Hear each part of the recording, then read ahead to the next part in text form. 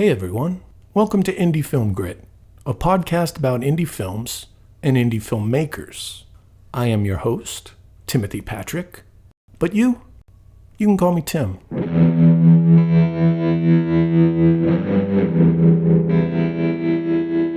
Today's podcast is about acting, and our guest today is Bill Allen, a childhood hero of mine and a veteran actor in TV and film for over 30 years. He can be seen acting in everything from Family Ties to Breaking Bad. But he's best known for playing Cru Jones in the 1986 cult classic, RAD. Let's get into it. And here we are with Bill Allen, actor, BMX legend, cult hero, number 33. How are you, Bill? I'm really good. Thanks for having me, Tim. Thanks for being on the podcast, man. As you know, Indie Film Grit is all about indie filmmaking.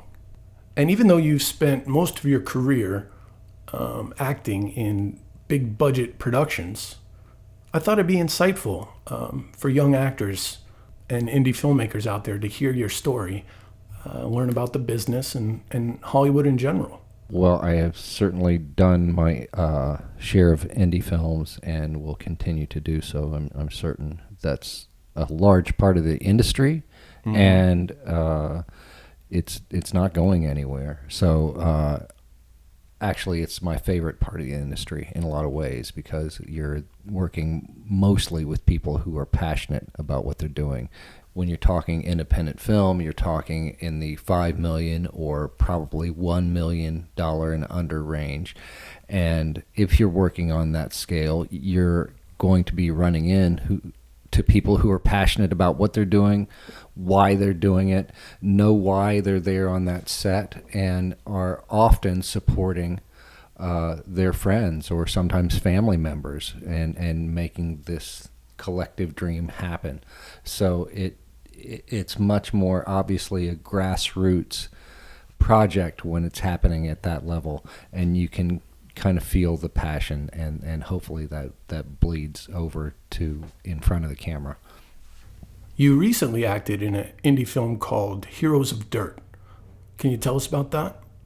Sure. Heroes of Dirt was a movie that I did that came out last year that was independently produced by some young filmmakers back east, the Bugbees, and they knew me from my RAD legacy.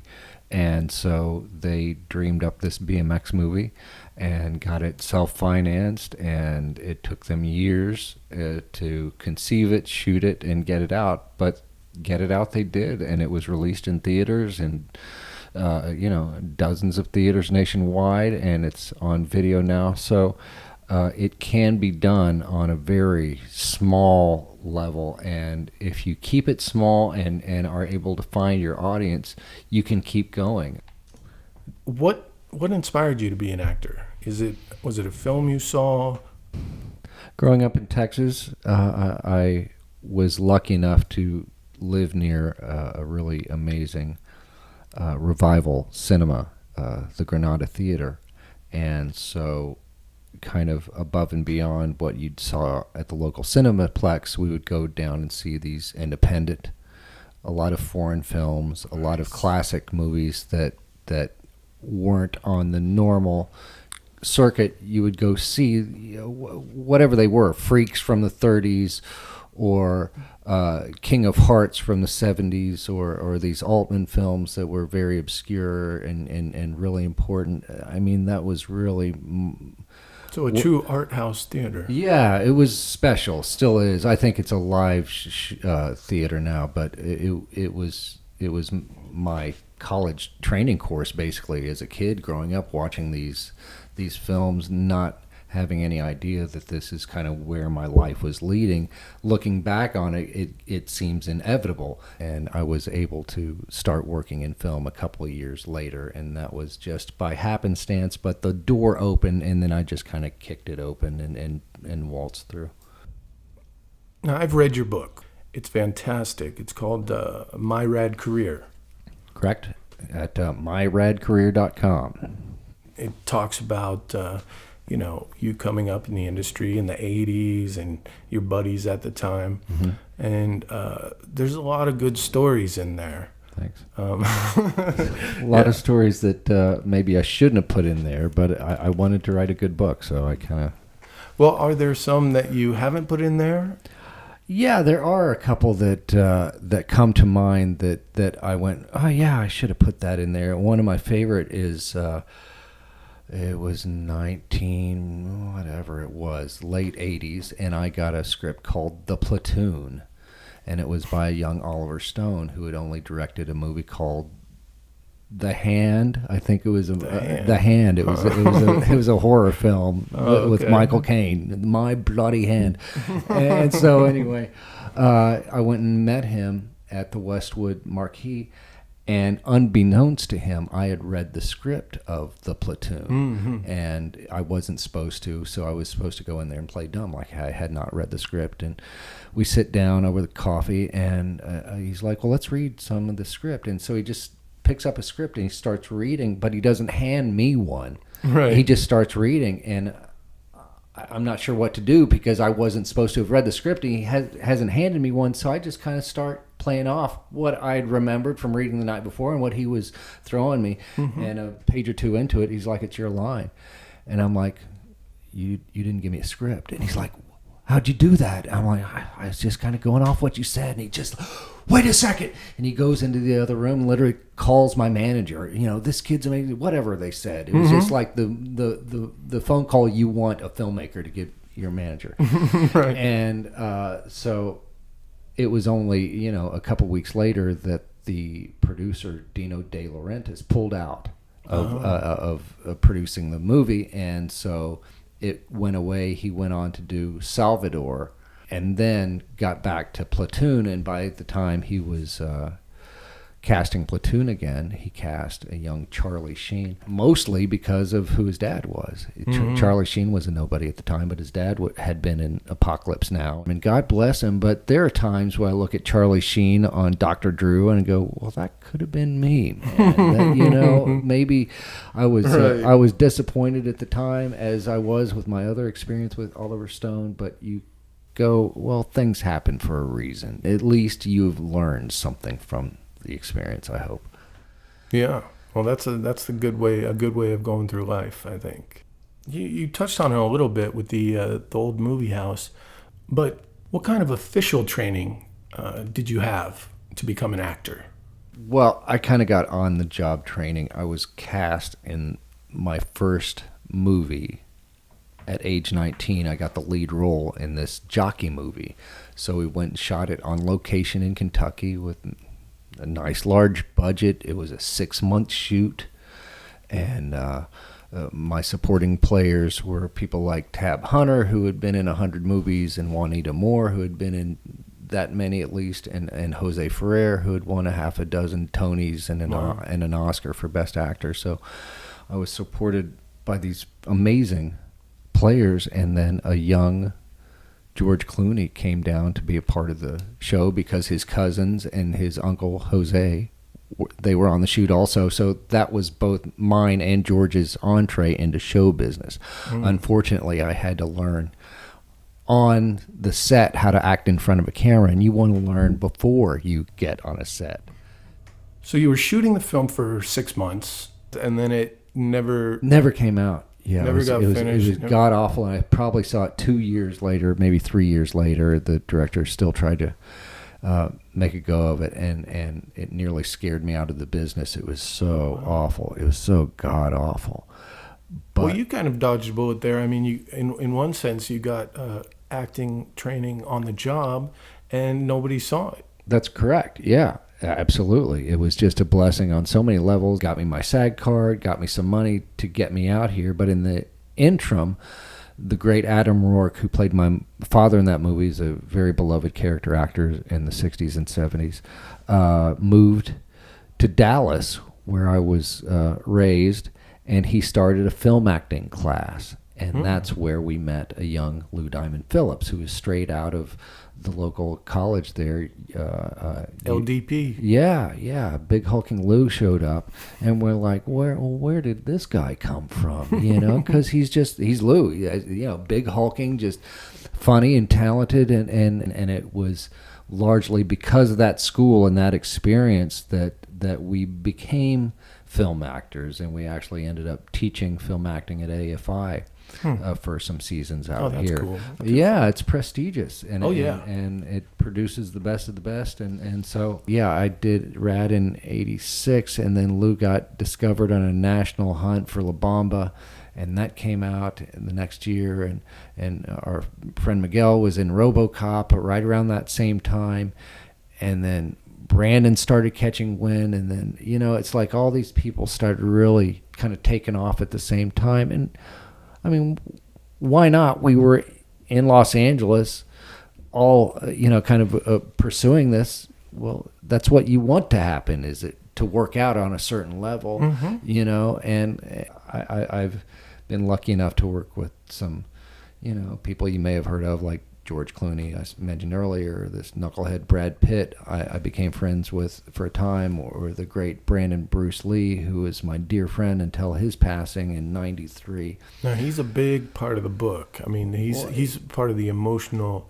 journey of the book. Yeah, he's a big part of my life. We were good, dear friends and roommates for part of the time. For the last 5 years of his life, I met him through Miguel Ferrer, who I met on my first movie 34 years ago. Right. He did episode of Kung Fu: The Next Generation, a TV pilot that was a modern retelling of Kung Fu, the series that his dad was fired from after developing for TV. And then we started taking acting classes together at the Beverly Hills Playhouse, and started a theater company together, and started working with John Lee Hancock, who's now gone on to great things as a writer and director.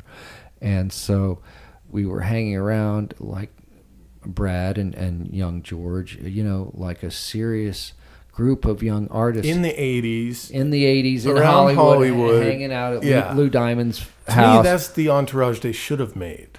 Well, we're making that entourage movie. God. We wrote that and put it all into a script about Brandon.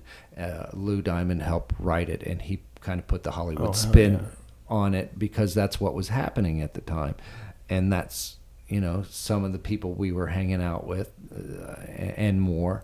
And so it seems like ancient history, but it's now Hollywood history. And some of these great actors and personalities and musicians, were mingling at that time. So I got to be a part of that sauce, and I wrote about it in the book, and I felt that I would be robbing the audience, the readers, if I didn't dig deep and tell my most interesting stories. Yeah. And in my mind, these are epic stories. Make of them what you will. Ignore them and cut straight to the end. The Q&A at the end, is like a goofy. No, it's definitely worth the read, and it's an easy read because it's fascinating and it's entertaining. Thanks. Not many big words and not many words to a page. I figured out, the BMX crowd are not a lot of big readers, so I tried to make it very conversational and not too preachy, and just let people know what I've gone through, because it's actually very interesting.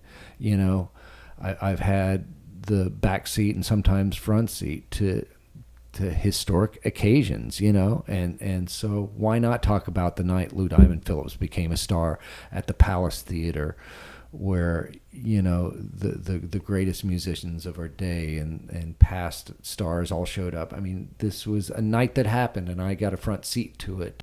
Now, in RAD, you got to work with some pretty well-known actors, like Jack Weston. What was that like?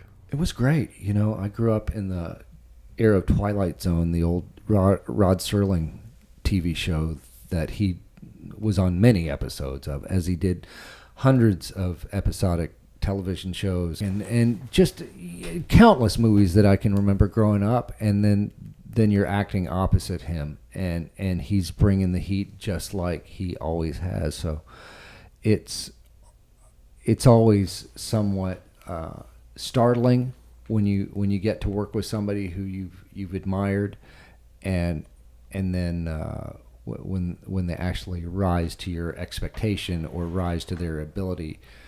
Jack Weston's role in Ishtar wouldn't come out for another year. Ishtar, I love that movie. Well, a lot of people remember that as the worst reviewed movie of all time, up there with like Waterworld or something like that. It's just kind of which has also paid off. Most of these movies aren't nearly as bad or dismal failures as people make them out to be, and so Jack was off to do Ishtar after RAD, so he was going from my set to work with Warren Beatty and Dustin Hoffman on Ishtar. I felt like I was in good company. RAD is a very influential movie. I recognized you from the film, and when we first met, and I was like, "Hey, were you in RAD?" I know that guy. Yeah, you had that look Cru on your Jones? face. Yeah, and you were the nicest dude. You let me take a picture. Cut to how many years later, and we're hanging out still. So I know, right? Well, I don't fanboy out on you too much, though. I'm pretty good about keeping under. You do okay. I crack a joke here and there. It there. slips now and then. But there's no doubt I wouldn't be here had I not been in that movie. And there's a certain percentage of the population who lived through that era, and that movie is kind of emblematic of either their tastes or what they held in high regard at that time. So, well, it was such a unique era. It was the VHS era. It was very innocent time in retrospect. No Netflix back then. It was you go to the store and you rent that same VHS because you loved it, and you got to credit everybody that worked on that film. I mean, whether it's a soundtrack, obviously the director was incredible, the writing, the storytelling, and just the finger on the pulse of the time. For a certain generation and a certain age of mostly males, they watched that movie. Some of them got into the sport because of that, but for whatever reason, it kind of, like you said, it was a good snapshot of the 80s and the time, and kind of encapsulated a lot of what was going on with the soundtrack and the look of the film and the aesthetic and the dance sequence and all these things. It's one of those movies that me and my close friends have memorized. What is it like actually being kind of a cult hero? Man, it's really cool. It's really cool. I just I see what fame does to people. I've seen it up close, and you see it afar, and the list grows of casualties and people in cemeteries that fame is completely chewed up and spit out. But I've got the kind of fame where I can't get carried away with it. It's like there's not people camping outside of my house, and I don't have paparazzi. What I have is a lot of really good guys coming up to me like yourself going, "Man, that movie meant a lot to me, and thanks, man, and when is there going to be another one?" And that's the kind of fame, if you will, that will get you out of bed in the morning, because they're not like the typical fanboys who are there just because you were in something they saw. That movie struck a chord in a lot of these people, and now they're showing that movie to their kids and so on. So it's like being a Robin Hood or some sort of folk hero that not everybody knows, and you're not going to get a lot of recognition on the street, but I get enough love, certainly through social media and occasionally in the public, like with yourself, where you know something that you were a part of made a difference, and that's a great feeling. Your BMX bike in RAD is number 33. When you were making the movie, did that register on any level with you? Like, do you remember that meaning anything? Well, I just remember going to see stock car races on the weekend because Hal was a team owner of the Skull Bandit, and that was the number on the Skull Bandit. Yeah, so that was Hal's decision, and I'm not sure if the 33 had any special significance past that was his number on his stock car, but yeah, 33 Skull Bandit, Harry Gant. 33 has always been interesting to me, and of course it's been associated with the Freemasons a little bit, the 33 degree. That would be most likely. That would be a good guess. I would be surprised if Hal was not a Mason. Yeah. Fascinating. Yeah. Yeah, and you talk about him a fair amount in your book as well. Yeah. You can tell he meant a lot to you. Well, he's one of those guys it's like a General Grant. You just feel fortunate to have been in their crosshairs for any amount of time, and I was lucky to spend a lot of time with Hal, even at the end when we did some RAD screenings and some publicity for the 25th anniversary of RAD. Who would your dream team for a film be? Like director, writer, other actors? The project that comes to mind is this movie that Lou Diamond and myself wrote about Brandon Lee. So Lou happens to be a very accomplished director. Not everybody knows that. And so didn't he just make a movie called 33? Wow. Just bringing that back in. Wah, wah, wee, wah. It's true, though, right? It is true. Wow. I thought you were going off on a tangent a few minutes ago, and then you just brought it all home. Bring it on. So go on. Good on you. Yeah, he just had a really successful movie called The 33 with Antonio Banderas. If you haven't seen it, check it out. So I've known Lou since 1983, 84. We wrote this movie together, and now it looks like it's finally coming together. So the great Robbie Krieger, who played guitar for The Doors and wrote many of their great hits, has agreed to write the title song for this movie, which he's done already, and come on as musical director. So wow. Yeah, wow. I mean, I've been able to spend time with Robbie, hear the song that he wrote specifically for this movie from my point of view, and I've played with him live a couple times now. So, yeah, again, it's just I've been very fortunate to be in the back seat sometimes when things get really cool. So we seem to be putting this movie together after a lot of turmoil and struggle and many years of being in the desert, and now we've got some real hard hitters going, yeah, we're going to do this. So I expect that to happen sooner than later. That's fantastic. And then that puts you into a writer-producer role. Certainly a writer's role. Right. And I've written scripts before and done some short movies, but this has been my first foray in writing something that I thought had a lot of commercial potential. At the same time, it was about my dear friend. Mm-hmm. So I felt it was necessary. He was just the best guy, and people don't know that about him. They know him as the Crow, and I'm happy about that. He died on that movie set, so I would hope that it has some impact in people's lives. But at the same time, you had to know Brandon a long time before you found a serious bone in his body. It was there, but mostly he was Dennis the Menace, on crack and just going 24/7. And if you're along for the ride, man, you better buckle down, because you're gonna get scarred up. And those personalities are hard to be around, but if you can get beyond the insanity and kind of get to the goal, then it's worth it. Mm-hmm. And you might not make it through. You might not survive the journey. And he was one of those personalities where you'd have to question your relationship, going, is this a good idea? Hanging out with a 24-year-old Brandon Lee, man, it was just hazardous. Again, the best stories of my life, and like I said, this is my personal history in my life, but I look at, La Bamba, and I look at Eric Draven, and I look at Cru Jones, and I like, wow, we did something, guys. Yeah, Look what we did. I mean, those three guys will be around long after we croak.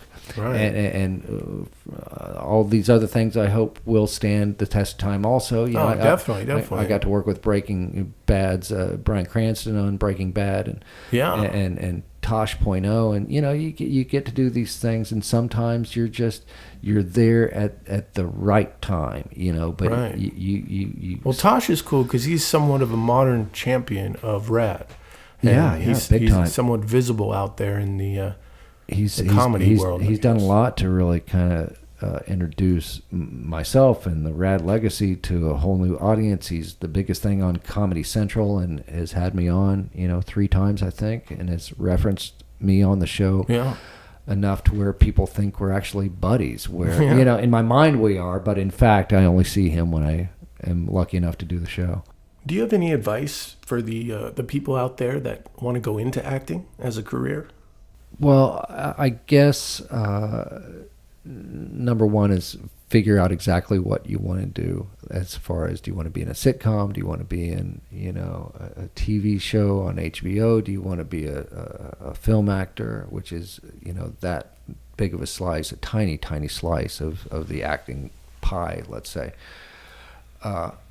But find out what that life is like, and it's mostly auditions and rejection and getting your balls handed to you. Do you like that?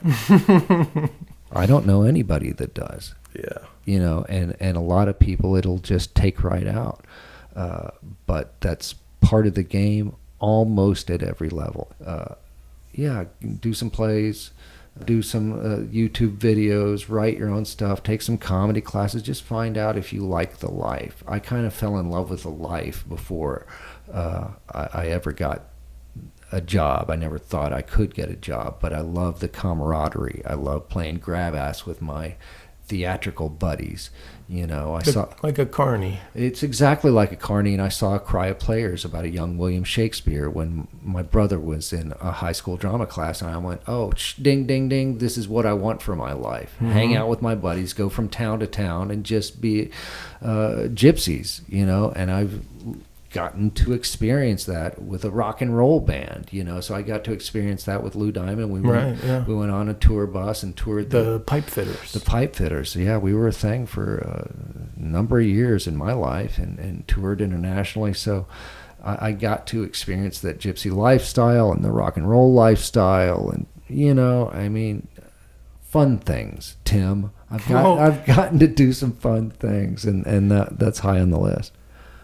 Okay, so that's good advice. What about things to avoid if you're going into acting? Things to avoid. You know what to avoid. Everybody knows what to avoid. Is it avoidable? Probably not. The chemicals, the alcohol, the sexual indiscretion is rampant and can take you out on any level, at any time, at any point in your career. So if you want to hold on to your morals, become a plumber? No, just hold on to your morals, man, right. And don't do what you wouldn't tell your mother you're doing, I suppose. And, this would have been great advice for me to take when I was a kid. I'm starting to think, wait a minute, should I? But I actually had a great mentor, and on that Jockey movie I told you about, they brought on an acting coach who became a close family friend and a friend of mine, and who kind of, ushered me through the hallways of Hollywood insanity. That's pretty cool. And he was a great acting coach, as he was to Nick Nolte, who he discovered as a pup. So I knew I was in good hands. I knew he knew what he was talking about. So not only did I have somebody to help me with my acting and private coaching, and he started classes eventually, but he was also helpful in the business sense, and helped prepare me for what to expect and what was expected of me. Nice. Okay, one more question, and then we'll wrap this thing up. Can you tell us, what is the secret to a good ass sliding? Oh my God. Good ass sliding. Well, in this day and age, I guess it would be fully protected. Other than that, I don't know if you know the story, but they set up the ass sliding ramp in RAD. For those non-RAD fans, you're just going to have to look it up. YouTube ass sliding. You won't be disappointed. Yeah, but don't you porn ass sliding. YouTube it. Very different. Very different. And so they set up this ramp that leads into this frozen river, basically. It was frozen snow a few minutes earlier. And they had Martin Aparicio, my good friend, ride into it first. Not only to test it out, but to show that it's actually fun. And Hal took him aside and said, when you come out of the water, have a big smile on your face so you won't scare the crap out of the actors. And he did, and he came out. It looked like it was a great time. And in fact, it was not a great time. It was 31-degree water. Oh. Yeah, it was insane. But he made it look fun. And Hal could have thrown me in there upside down in a bag. I would not have cared. But anyway, he wanted to dupe me into thinking this was right. This was huge fun, and in fact, it wasn't. But it's the old Tom Sawyer trick. Yeah, and I think it was probably one of my last great exchanges with Lori. You're going to have to read the book to see how I screwed that one up, because it's pretty epic and worth the money. The 32-degree water didn't do anything? Yeah, it did not make a hero out of me, I'll tell you what. There was nothing impressive about me after that little episode. And God bless her, she's married to Mosimo now, and you're probably wearing his shorts. I'm wearing a shirt. Yeah. Now. Right. Between that and the Coppola wine at Target, you're like, man, these RAD people have done pretty well for themselves. But I couldn't be happier for them. Actually, good people. All right, man. Well, this was awesome. It was fun. Thank you. Thank you for sharing your stories. Yeah, thank you. I want to urge everybody out there to get a copy of My RAD Career at myradcareer.com, which is killer. Thanks, man. I appreciate it. Thanks, Ted. Well, that's that. I hope you enjoyed this episode, and I hope you're enjoying the Indie Film Grit podcast in general. Feel free to go to indiefilmgrit.com and check out the show notes. You can also follow us on Twitter at Indie Film Grit and subscribe to the podcast on iTunes. That way, we can see more of each other. Before I go, I gotta ask you something. Do you have the courage, the passion, and the perseverance to make indie films? Do you have enough indie film grit?